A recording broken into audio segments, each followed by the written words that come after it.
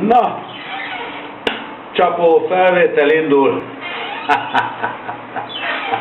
Gyerekek, hát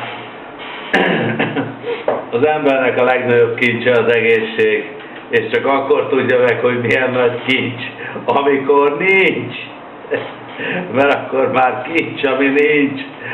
Jó, hát ezt gondoltam, mióta 18 éve a gyógyíthatatlan betegségben szenvedek, hogy ha én tudtam volna ezt előre, akkor mennyivel jobban értékeltem volna, hogy egészséges vagyok. És amikor kezdődött a betegség, ugye akkor először a normál orvostudomány eszközeivel géppuskáztunk, harcoltunk, küzdöttünk, kórház, ilyen vizsgálat, olyan vizsgálat, aztán, hogy jöttek már a természetgyógyászat, ilyen gyógyter, olyan masszázs, ilyen energia, olyan energia, és akkor a legnagyobb áttörés, gyerekek, azt hozta, a legnagyobb felismerés az volt, amikor elolvastam Thorvald Detlefsennek 2 könyvét, az első a Sors mint esély, és a második az Út a teljességhez. Ezt mindenkinek nagyon ajánlom, mert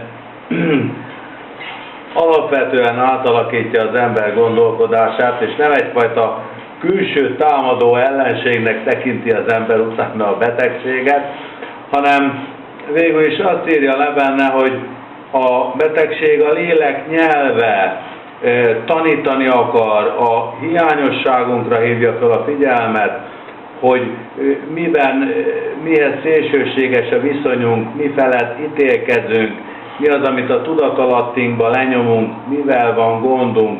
Ugye rossz májú, epés megjegyzést tett, nem veszi be a gyomra, kiütést kapok tőled.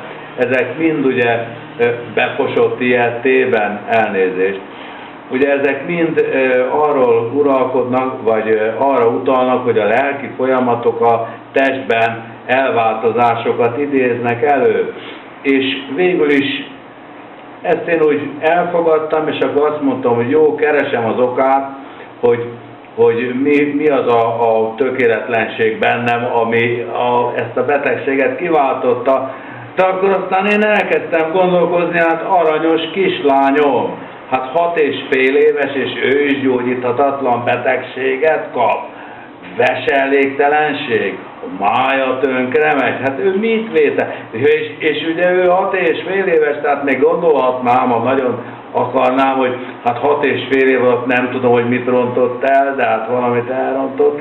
Na de hát mi van azzal, aki vakon születik? Aki így születik, nyomorékon, betegen, vakon, hát az mit rontott el, mit hibázott? Hogy tudja ezt az ember ésszel feldolgozni? És akkor még tovább megyek, gyerekek, hát legyen az, hogy a lelki ok miatt van a betegség. Na de hát az a strici, aki borotvával vágja össze a lány arcát, ha nem ad le havi vagy napi 25 000 forint bevételt prostituáltként, vagy ha netán meg akar szökni, akkor példás tatuál és megöli, meg leszögezik az ujját, meg mindenféle szörnyűség. Hát az miért nem hordja kosárban a belét? Hát akkor hogy működik ez a dolog? És aztán arra jutottam, hogy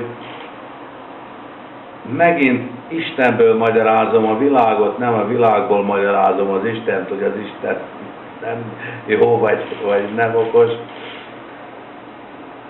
Az Isten nem engedi meg, hogy mi feleslegesen szenvedjünk és túráztassuk magunkat. Tehát ez nem egy automatizmus, hogy tettem valamit, és abban a pillanatban, mint egy ilyen gépezet rögtön kupán vág és lesújt rám, hanem akkor engedi meg Isten, hogy a szenvedésen keresztül fejlődjünk, ha a mi lelki állapotunk, a mi lelkünk, a mi szellemünk nyitott a fejlődésre. Aki nem fejlődne a betegségtől, annak minek, hogy kosárba hordja a belét. Ez nem büntetés. Ez nem büntetés végrehajtó intézet a Föld. Ez iskola. Itt mi tanulunk, és fejlődünk, gyerekek.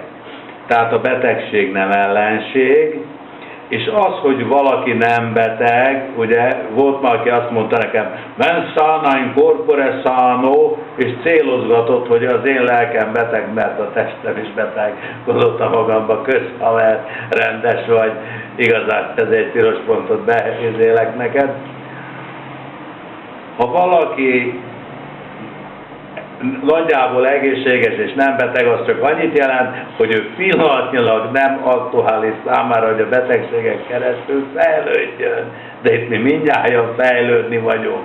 Ezért ne ítélkezzetek a betegek fölött, és ne csobáljátok a fejeteket, hogyha valaki úgy gondoljátok, hogy egészséges, és vagy lehet, hogy ő egészséges. Mindenkinek elkövetkezik az ideje, és mindenkinek végig kell tanulni a leckét. Nincs kivétel, nincs protekció, senki nem kapja meg az érettségét, ameddig a szükséges tananyagot meg nem tanulta. Meg kell érni. Gyerekek, erre jöttem rá ebben a jó kis 37 fokos melegben. Sziasztok! Hello!